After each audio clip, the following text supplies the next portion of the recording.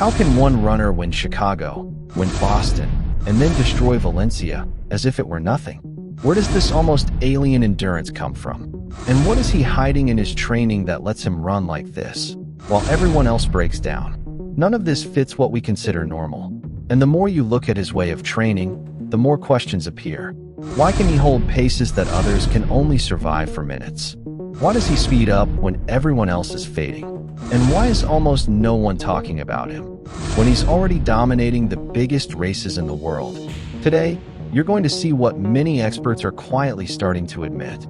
This runner isn't following the rules of the marathon. He's creating new ones.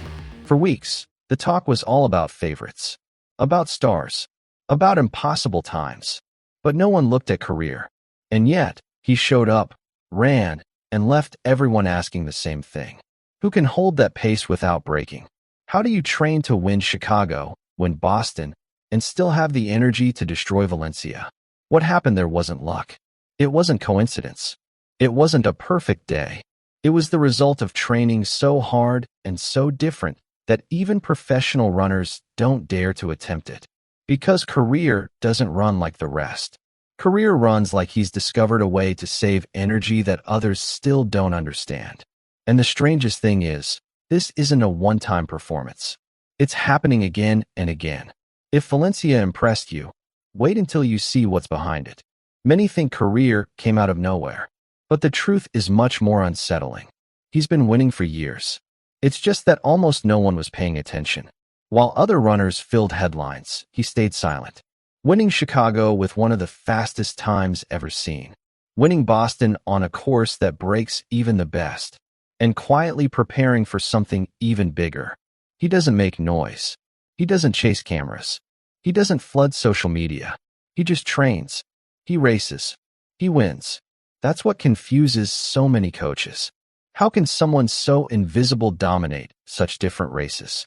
How does he adapt to any course, any climate, any pace? The answer isn't in his fame or his story. It's in his training, and in how his body responds to something very few athletes can survive. Korir's first secret, brutal progression runs. His long runs are not normal. They don't start steady. They don't stay comfortable. They begin slow and end at paces most runners can only handle for a few kilometers. This kind of workout breaks most athletes. But for Korir, it has the opposite effect. The longer it goes, the stronger he gets. That's why in Chicago, he could close so hard. That's why in Boston, he survived when the race turned into pure chaos. And that's why in Valencia, when everyone expected him to slow down, he did the opposite. These extreme progression runs build a resistance that's almost impossible to copy. Your heart works longer. Your legs learn to move fast, even under deep fatigue. And your mind learns to keep pushing when your body is begging to stop.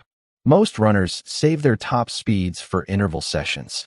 Korir uses them in the middle of monster long runs. That's one of the keys to his dominance. And yet, this isn't even the hardest thing he does. Korir's second secret, chaos training. Because he doesn't follow a fixed plan.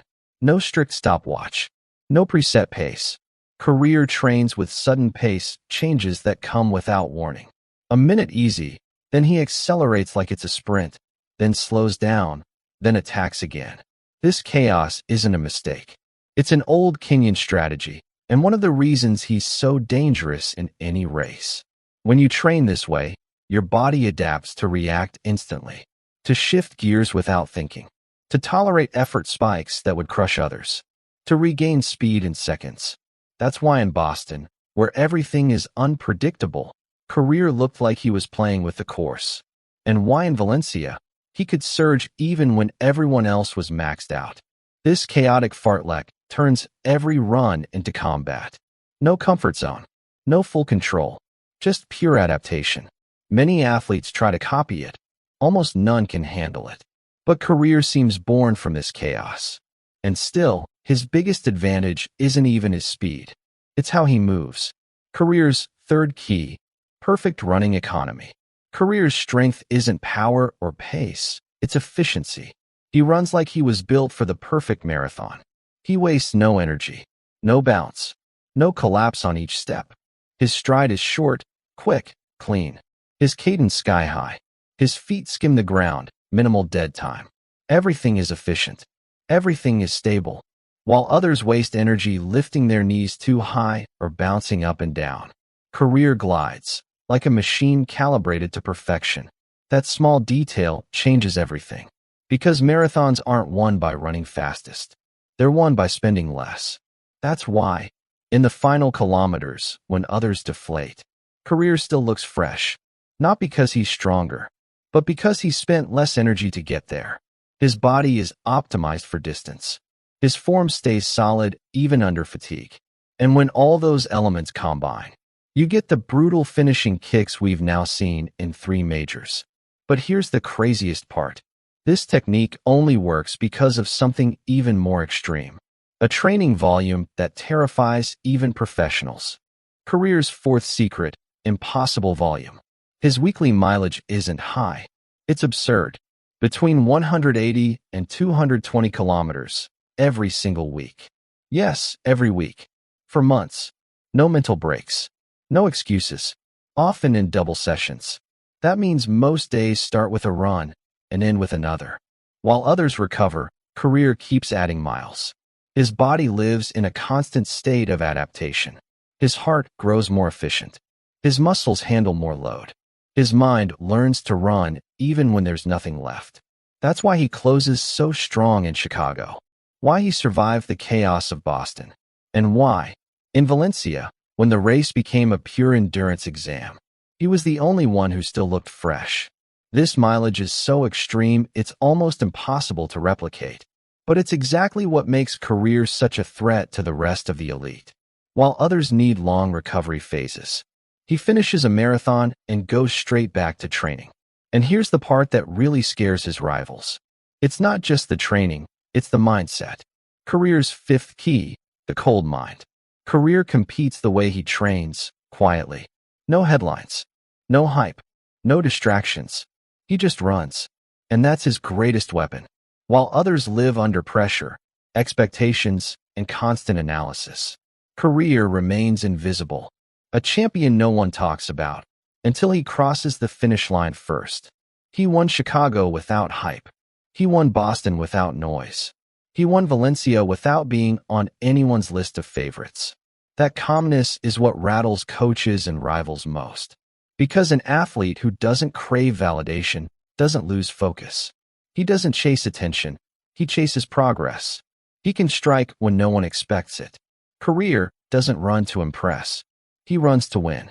And he does it with an icy precision that terrifies everyone. That's why many experts now believe, if a runner with this mindset keeps stacking victories, the future of major marathons could change forever. What Korir is doing isn't a streak.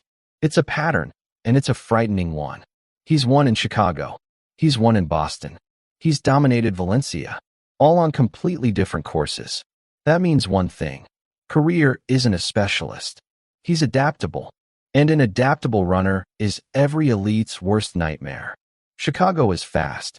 Boston is chaotic. Valencia is built for flight. And in all 3, Korir shined. Now experts are asking, what happens when Korir shows up in London?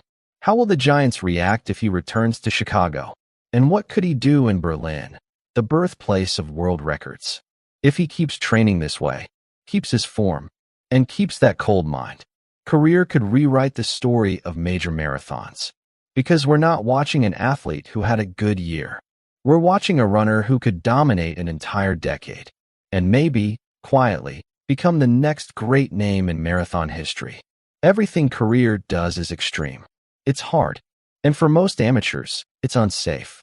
But there's still something you can learn from his method. You can do gentle progressions, start slow, finish a little faster. You can refine your form, shorter steps, higher cadence. You can build consistency, run multiple days a week instead of waiting for motivation. You don't have to train like Korir, but you can train with purpose, with patience, with a stronger mindset. That's what Korir teaches us. Progress comes from consistency, intention, and refusing to quit at the first obstacle. The insane mileage, the savage progressions, the chaotic fartleks, those are his. Yours is to take what's useful, to learn from it without risking your body. and enjoy the process. Korir didn't come to follow the rules. He came to write new ones. And what we've seen in Chicago, Boston, and Valencia is only the beginning.